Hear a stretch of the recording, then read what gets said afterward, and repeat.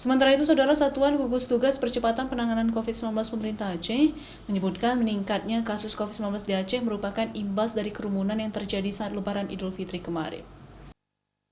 Salah satu penyebab meningkatnya kasus COVID-19 di Aceh menurut Satuan Gugus Tugas Penanganan Percepatan COVID-19 Pemerintah Aceh merupakan dampak dari arus mudik lokal dan juga Lebaran Idul Fitri kemarin. Hal ini dapat dilihat sepekan setelah Lebaran hingga saat ini. Peningkatan kasus harian yang terjadi mencapai puluhan kasus.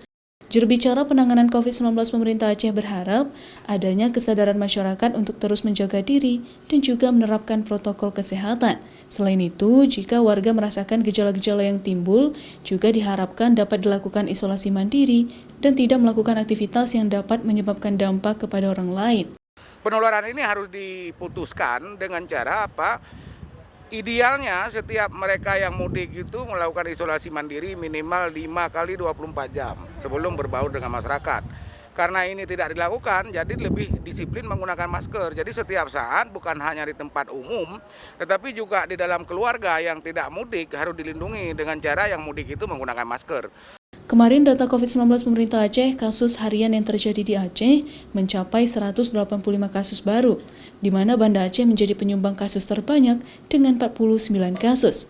Aceh Besar 38 kasus, Aceh Tengah 20 kasus, serta penyumbang dari luar daerah sebanyak 21 kasus. Syahril, Kompas TV, Banda Aceh.